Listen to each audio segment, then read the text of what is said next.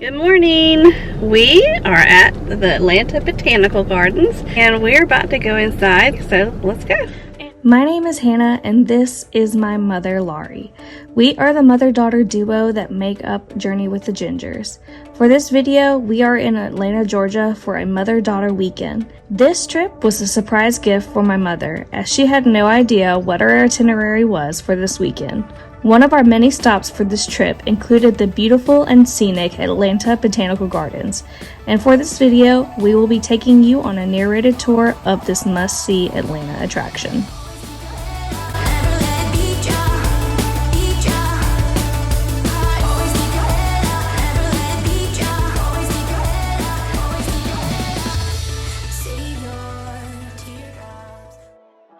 Before we start this narrated tour of the Atlanta Botanical Gardens, we would greatly appreciate it if you would hit that subscribe button if you are not yet subscribed to our channel. And if you like this video or happen to find it helpful, please hit that thumbs up button. Now, let's start our tour. When you first arrive at the Botanical Gardens, you will be directed to the Sage parking garage. You do have to pay to park, but it is very reasonable. Just as an example, we paid $7 for 3 hours of parking. Once out of the parking garage, you will see the Hardin Visitor Center. This is where you will gain entry to the Botanical Gardens. You can also visit the gift shop and purchase tickets to the gardens if you did not do so beforehand. Once you have entered the gardens and taken a left, you will be in front of the Longleaf Restaurant. You are able to make reservations here to have a sit-down meal while you are touring the Botanical Gardens. Did you know that you can get married at the Botanical Gardens? The gardens have many venue options to choose from when it comes to your special day. One of the places at the gardens where you can have your ceremony is within the Rose Garden. The next stop on our tour is the Japanese Garden. You can enter this area through the moon gate that stands as the entrance and enjoy the beauty of the traditional styling of this garden.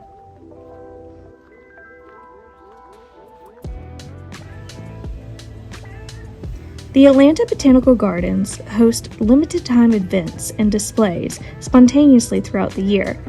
The exhibit that was on display when we visited was Origami in the Garden. This display hosted 18 separate installations with around 70 oversized sculptures placed throughout the gardens. Next on our tour is the Great Lawn. The Great Lawn is the largest open space in the entire Botanical Gardens. This area serves as a venue for Tai Chi classes and the annual Garden of Eden Ball. Past the Great Lawn is the Dorothy Chapman Fuka Conservatory. This building houses 2 amazing rooms that mimic different climates. There is the desert house that imitates a southern African desert, and there is the tropical rotunda, which is basically a big, beautiful indoor rainforest. While in the conservatory, don't forget to say hi to some amphibian friends in the lobby.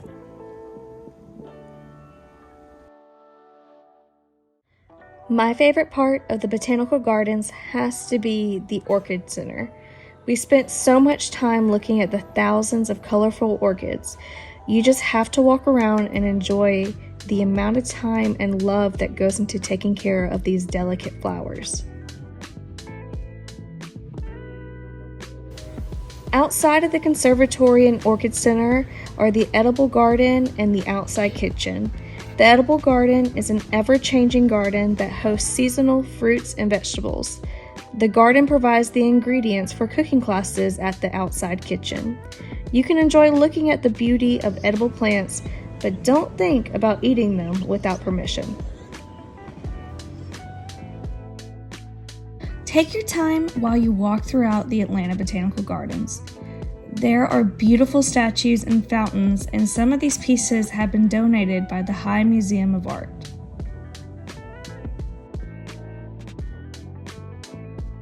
The next stop truly surprised me.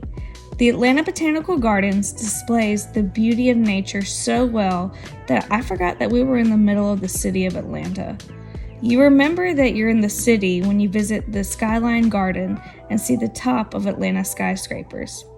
The view is truly stunning and worthwhile. On the other side of the garden is the place that inspired me to visit the Atlanta Botanical Gardens. The Earth Goddess in the Cascades Garden is the most iconic attraction in the whole garden.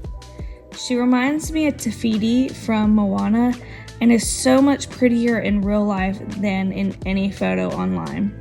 My mom and I sat and enjoyed the beauty of the Earth Goddess for a very long time.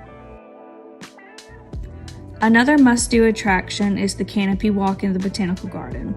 The Canopy Walk makes you feel like you're amongst the treetops while you're walking upwards of 40 feet in the air. The experience is very tranquil and the views are to die for.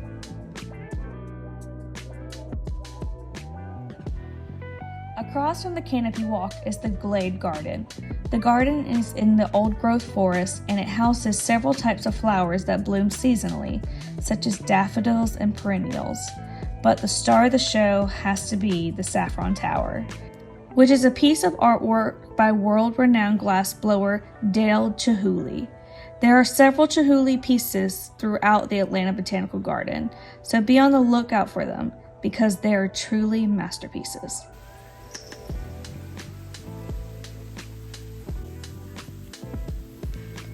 The last stop on this narrated tour is the Lou Glenn Children's Garden.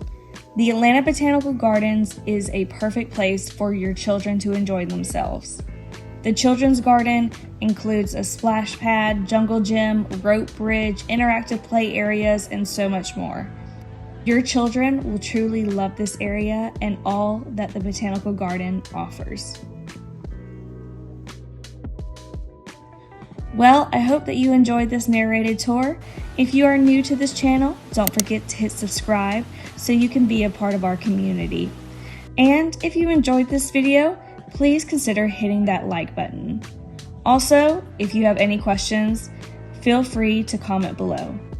Thank you so much for watching this video, and don't forget to journey on.